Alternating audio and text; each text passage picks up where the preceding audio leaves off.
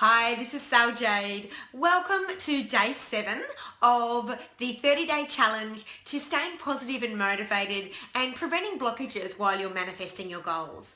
So yesterday we explored how we can call in our angels and helpers and guides for a bit of extra faith while we're trying to manifest our goals. Today I'd like to talk about the single most destructive and damaging thought that you can have that can block your manifestations.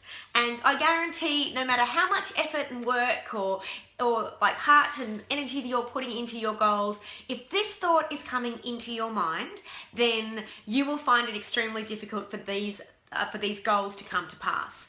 And so I'm going to explore this thought and how you can overcome it to make sure that it's not blocking you when you're manifesting your goals.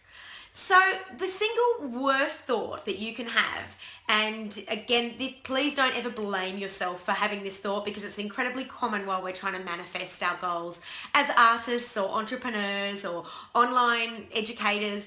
The single most damaging thought you can have is, what is the point?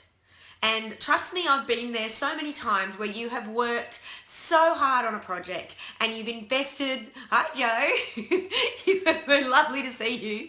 You've invested so hard in an artistic project or in an entrepreneurial dream to live your passion, and it's not going anywhere.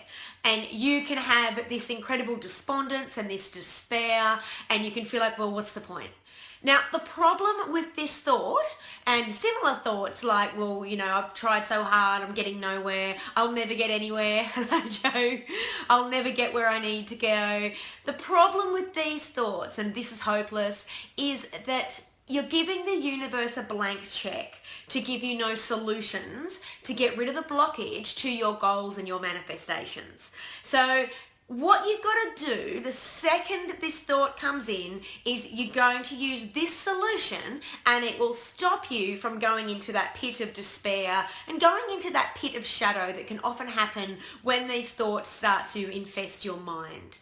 So first of all, I'd like to explore, there are two different scenarios where that thought comes in, and they can symbolize two very different experiences that are going on in your soul journey and in your manifestation. So the first is that the thought comes in, you know, what's the point? I've been working so hard, I'm not getting anywhere. So you may have just maybe posted something on Facebook and no one's given you any positive feedback. You've submitted a manuscript, you've done something where you've worked really hard on it and you've gotten nothing back from the people that you have contributed it to. And so you're feeling despondent. So the first thing to figure out is, is this just a belief that I have? So is this just coming from some deep-rooted sense of lack of self-respect or self-worth?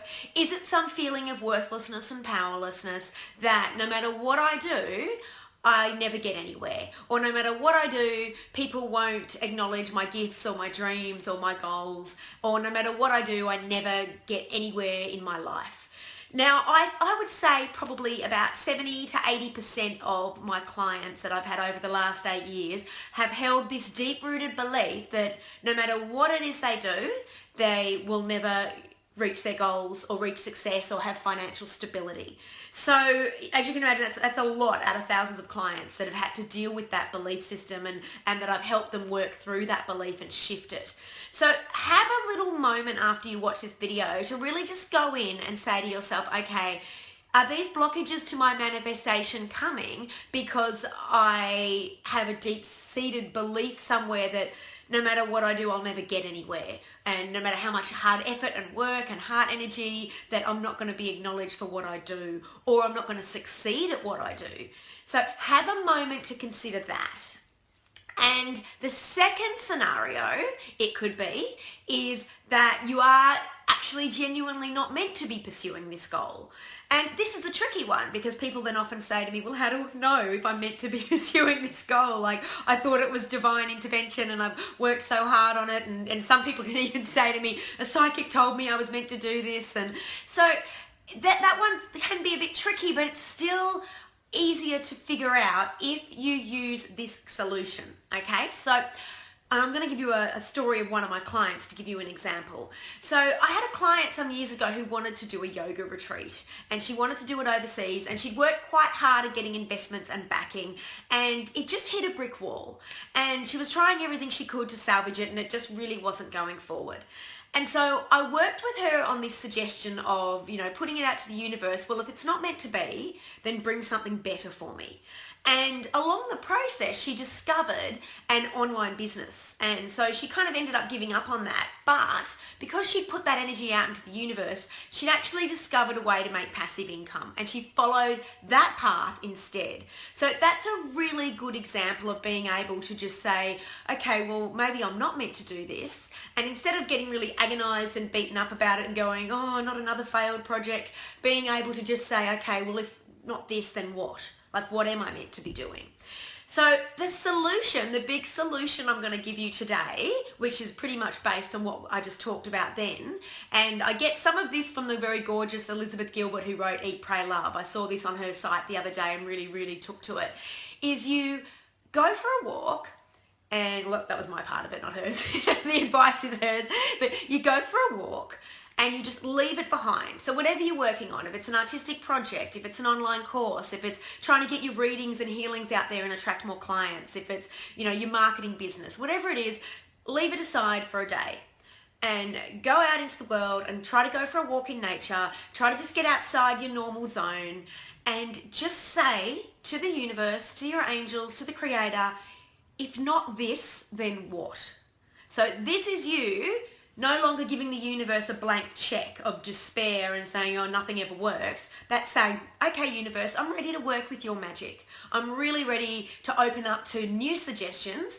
I feel like I've put so much heart and effort and energy into this project and there's a massive blockage. I don't really want to go in and psychoanalyze it for months and months in therapy. Just show me what instead.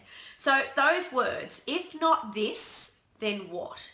And that can open you up to just a whole brand new avenue of what path you're meant to be taken.